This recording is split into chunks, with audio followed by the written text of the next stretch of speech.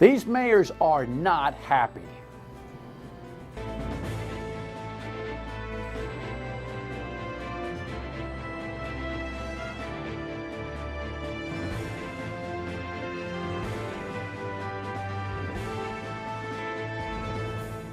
The Dan York State of Mind program is brought to you in part by Lookout Rhode Island and Takeo Comfort Solutions. Great to have you aboard. Mayor Policina in Johnston today suggested if they had to work any harder, they'd all be dead, meaning the mayors in this state. He was on WPRO earlier this morning responding to Governor Raimondo's very nonchalant insinuation that the mezzanine form of government, as I like to refer to it here, the administrators and the mayors really ought to work a little harder to make the numbers work in their towns if they're bothered by some of the bills that are coming to the legislature right now. I got Charlie Lombardi from North Providence back in. He was in just a few weeks ago, but this is something that deserves at least one more run at the Senate that is still fiddling and diddling with this thing, and then a gubernatorial decision on veto or not. It doesn't seem like it's going that way. Welcome aboard. Great to have you in on this Tuesday evening. In the meantime, speaking of the governor, can we just follow up on this awful, terrible, top 10 worst thing I've seen in leadership statement by the governor yesterday on WPRO? This over the story that Hasbro is being courted by the Commonwealth, right? So, as I told you yesterday, Governor Raimondo was on with Gene Valicente on WPRO in a Ask the Governor segment and offered what I thought was the most gratuitous, made from scratch, completely untrue whack at the mayor of Pawtucket. My job as the chief executive of the state, it is my job to make sure they stay in Rhode Island.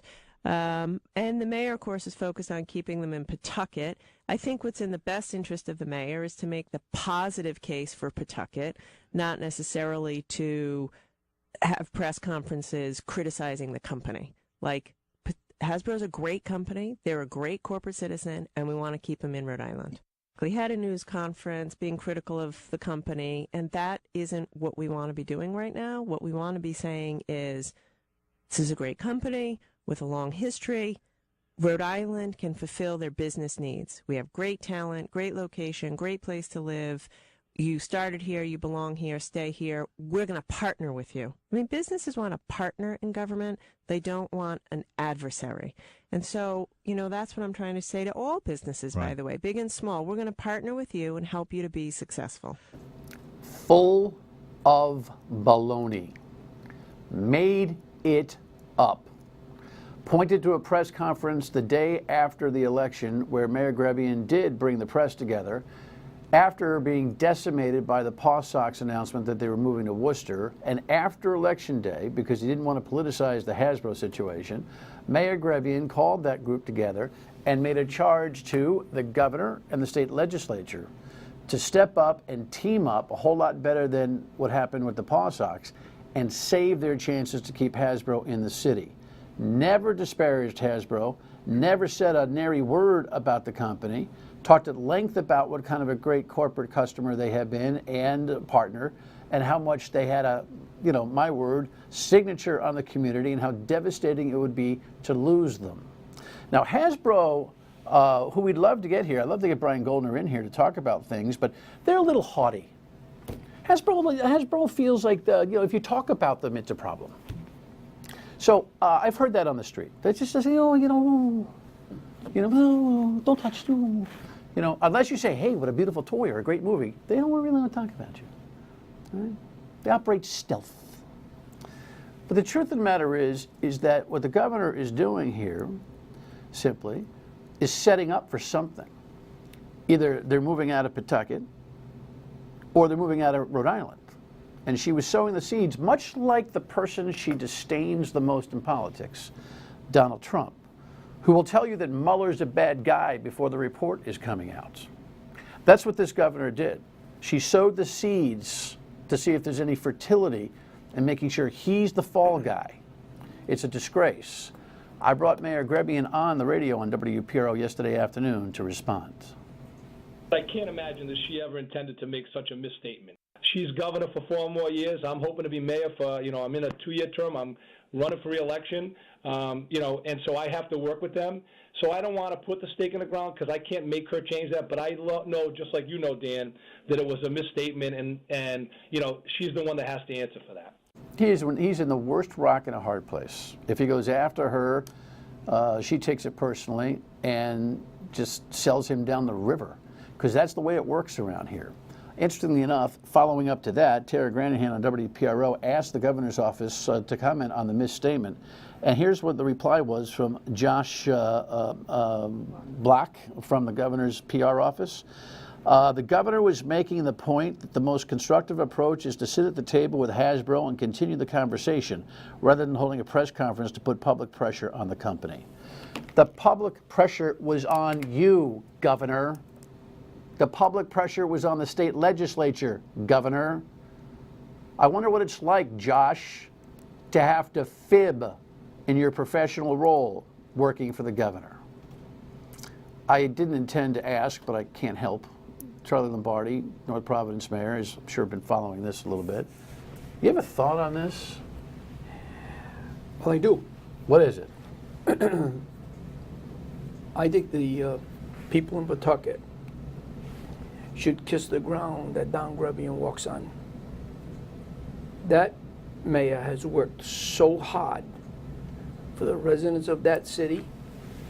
I don't know anyone that's worked as hard as Don Grebian. And for anyone to say that he's done anything other than want to keep a business in the city of Pawtucket, I don't think that's fair to Don Grebian. Next item. Let's move along here. Can we move along? There we go. I'm like a good side shot of the chubby guy. All right. House OK's evergreen headline is something we've shown you. I just like the kid cap. Anyway, we've shown you the House by a vote of 60-8 passed this stupid thing. Referred to as the evergreen contract. It really is. Nobody wants to refer to it as the evergreen contract unless the Journal, and they keep putting the headline up so everybody says it because that's what the headline says. But it's really about continuation of contracts, where public employee contracts, mostly teacher and municipal, in communities remain intact after expiration until a new one replaces it. You may think, well, that makes sense. Well, it doesn't. It might make sense on an individual basis, but it doesn't make sense when it comes to the big picture, in case of times of trouble, right? Here's the headline on the governor, who has now suggested that maybe the mayors ought to do their jobs and bargain better. She also made mention of this on the radio yesterday. This time I'm leaning towards signing that one, but again, haven't decided, have to review it, have to see what comes out of the Senate, have to talk to the mayors, but it is a different bill than last time. It's narrower this time. We actually listened to feedback from municipal leaders and worked with the House to change it. That's what you're here for. I'll let you tee off at whatever you want to. I mean, this is you're swimming upstream right now. Every one of you guys and gals in what I call the mezzanine form of government, and I say that respectfully. It's been a good last decade of momentum, I think, for mayors at the legislature. But you are in a Red Sox slump up there at the State House, all of you, don't you think? I do. I will say this to you, Dan. Not only am I disappointed, I know most of the mayors, managers, and administrators are disappointed with the legislature and the governor at this point. If she intends to sign this bill, we're going to do whatever we can to encourage her not to do that. But I think what we're faced with, Dan, I guess it's a non-election year. And this decision, as far as I'm concerned, is a decision that was made that was against the majority of the people. Well, we should talk about the politics that you're referring to, the non-election year for the General Assembly. Yeah. And the last time that you went in for the first version, you more or less threatened Governor Raimondo's re-election support. Democrats across the board said, don't do this to us, correct? And so now she's got nothing to worry about. Well, yeah, yes, you're right. There's, you can huff and puff and, threaten to blow her state house down, but the truth of the matter is that she's now got her own term, and whether she goes chasing Joe Biden around or whatever it is that she's got to do or finish her term, she doesn't have to answer to you guys. No, she doesn't, and I think this is what you're faced with when you're, I'm going to say dealing, I really don't like that word, but I will say it, dealing with an elected official that has a free ride from here on in, but is also worrying about the next position that they may seek. And that's dangerous. All right, when we come back, we're going to talk about the nuances of this and the arguments on both sides. Stay with us. What we want to do in negotiations is get a deal, and deal usually involves raises or other concessions if there's literally no money on the table. The simple way for management to push the issue in the horrible budget situation you just outlined. But remember, communities have to budget exactly the school budget they had the prior year plus $1. The poison pill that management already has is say, we're cutting program, we're cutting staff, we're cutting this, and that's how we're going to save the money unless you come to the table and deal with us. So you think that's the answer? No, I think that's how you get the pressure to get a deal. Okay, so that's Bob Walsh, National Education Association, who, to his credit, came here and advocated for this continuing contract legislation that overwhelmingly passed the House and is pending in the Senate, and the governor now is hinting that she will sign. She vetoed the similar legislation 2 years ago.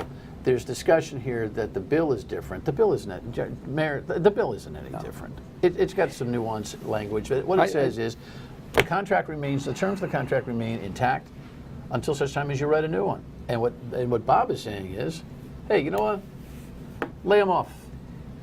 Is that the solution that you want to have in your toolbox? I'll tell you this, I haven't talked to one administrative manager or mayor that would like to or would enjoy laying anyone off. We don't want to lay anyone off. But I will tell you this, Dan, that if I was a member of that union, I wouldn't be paying him dues. Why would you pay him dues? He's suggesting the answer is lay some of his brothers and sisters off. The problem that I see here is that we care more about his brothers and sisters than he does. We need to provide services. That's our job. He's saying lay people off, and then the first thing that the school departments will do is they'll go after the hamstring programs, football, baseball, and try to hit the people where it hurts most. That is not the answer. That's a joke. There's a governance, you make that clear, there's a governance model that I would love to see someday give birth in this state, and that is simply to make mayors chair school committees so that there's some synergy between the town council and, town government and school government. The school budgets are larger than your municipal budgets. Yeah. Sometimes you get lucky. I don't know how you feel about your school committee, but they're strewn with incompetence all the way across the state. These unions more or less have their way with them, and anything now that adds to that imbalance of power, simply the school committee comes to you for a bill. For payment due on that which they negotiate. We've got to change, like Massachusetts has done. Do you agree with me that people like you need to be instrumental in this stuff now? Absolutely. The autonomy needs to disappear, Dan. I've always said this. Autonomy of the school department. Okay, I've said this. It took us 6 years to convince the school department to allow us to merge maintenance. So we get there, I get there, and I find out we have a maintenance department, they have a maintenance department. Yes, and then needs to disappear. But I also convinced them after 5 years that whether it's a schoolhouse, a firehouse, the DPW building, our pool, our town hall, all the money to maintain those buildings comes from the same place, the taxpayer's pocket. We merged the maintenance of the schools and the towns. The first year we saved over $200,000. Then we encourage them to merge our IT departments. But think about this, Dan. The school department faces a deficit, we need to pay it. They have a surplus, they keep it. I mean, how does that work? Yeah. So that's a governance thing, not necessarily germane to the specificity of this bill. What of this notion that by law you're required to fund the school department budget at the same plus $1 that Bob was talking about? Interpret that you for have me. to level fund you have to at least level fund them from the year before. I'll give you another example. Our school department. That's the law. That's correct. Our school department in the last 5 years, because of the new funding formula, and everyone knew it was going to run out in 5 years, but they spent it like they didn't like it, and now we proved to them that, and they're going to be printing it tomorrow in the local Breeze newspaper, that in the last 5 years, our school department realized a $10.6 million increase of funding. And now they're crying. But here's the bottom line. They're predicting they're going to have $1.4 million surplus in the year we're in, but they're asking for $1.4 million increase for next year's budget. How's that work? So, big picture, the mayors, town administrators are apoplectic about this because it's not just the teachers. Here's, by the way, the League of Cities and Towns ad they're running as a campaign this week to try to turn the tide. Here we go again. The State House bait and switch at the General Assembly. You know how it works. Before the election, they cut your car taxes. Then after they win, they pass special interest bills that will raise your taxes, like the lifetime contract bill or the firefighter overtime giveaway. So tell your legislator to stop the bait and switch right now by voting no on the lifetime contract bill. It's time for the politicians to put an end to the State House bait and switch once and for all. Paid for by RI League. This bill, Dan, in my opinion, it erodes and interferes with management rights. Think about the North Kingston firefighter 3 platoon situation. They took that to the Supreme Court. The Supreme Court stated this is a management right. To change the strategy of implementation. Right. But they also ruled it has to be negotiated. The But- expense has to be negotiated or That's- arbitrated. That's correct. But they now went to the legislature, and now they're changing the bill. They're changing the law because they didn't like that. See, negotiations, in my opinion, are a two-way street. This bill doesn't get us off the sidewalk Because they're saying, all right, let's talk about an economic downturn then. all right, hold on a second. Hold that thought, because this is what I've been asking about. Representative Jack Lyle was here last week. He's the lone Republican who supports this bill. You'll be reminded about what he said about that concept when we come back. Stay with us. But if the town is telegraphing that they want reductions, That's not good. That's not good negotiations. Both sides need to be reasonable and accommodating when they're at the table. And I would contend that labor would be reasonable, realizing the economic down times and hard times. I'm a firm believer that reasonable parties will come together and come up with responsible and reasonable decisions. We're doing that already. I have to laugh because I was doing that with Representative Lyle, who, by the way, teacher, principal, superintendent, comes from that side.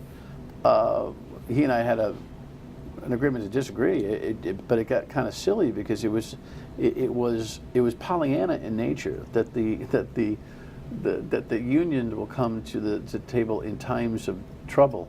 You know, Mother Mary comes to me, and they'll have the wisdom to be able to say, hey, why don't you reduce our salaries or whatever. Look, nobody wants to see that happen. I don't want to see that happen. You don't want to see that happen. No, absolutely. But God forbid we've got a recession of some kind that you have to say, you know what, guys, it's a question of, you know, a 2% reduction for the time being while we get through this thing, and or, as Bob Walsh would suggest, layoffs.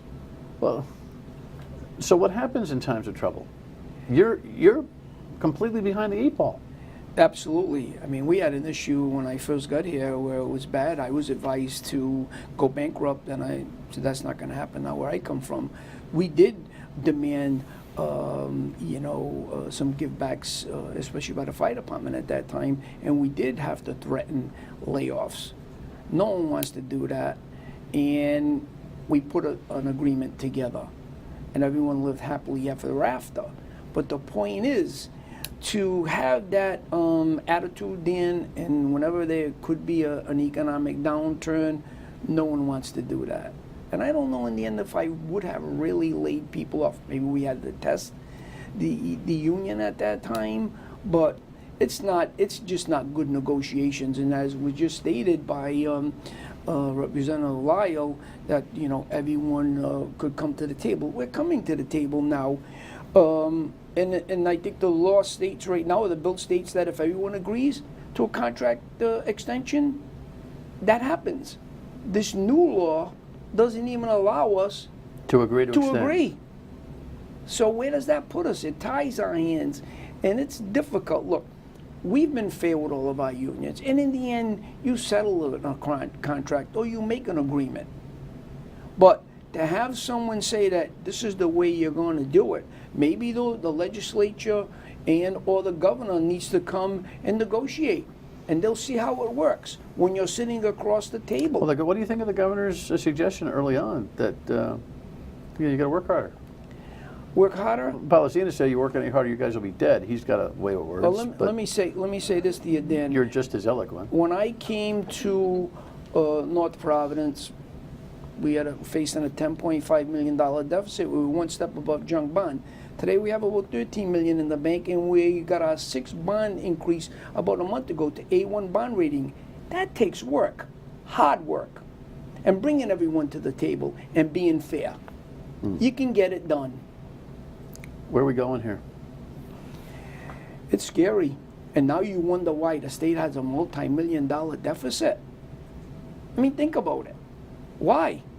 And with bills like this, it'll get worse. What are the chances of this thing getting turned around? Slim and none, and Slim just left town? You're probably right. When you have 39 communities that are united and opposed to this, and the General Assembly says, we're going to pass it, and you deal with it. And the governor is about to do that too. It's disappointing. Joe Policina says... You want the constituents to pick up the horn, right? Pick up the horn. Mayor Policina says, give them the checkbook. I say give them the responsibility of adopting a budget which will ultimately affect the taxpayers' pockets. Who? The legislature. You don't really want them micromanaging your community. Well, let's see how they handle it, and then they're going to put their name on the tax bill, Dan, and say, we just raised your taxes Policina's $5. putting his reps' names on the tax bill. Are you doing that? I probably would do that. We'll see. Get on the horn, governor's office and the Senate, because that's where it lays right now. Mayor, thank you. Appreciate that. Final word when we come back. Yep, you bet. And then there's South Kingstown, by the way. I've been chronicling the coup by teacher union and Democrats down there and what they've done to the superintendent of the year, who left because she couldn't take it anymore, and then they're trying to jam her up. We'll talk about that tomorrow and a whole lot more. And we'll talk to you on the radio, of course, at 3 until 6 on WPRO. Thank you for tuning in.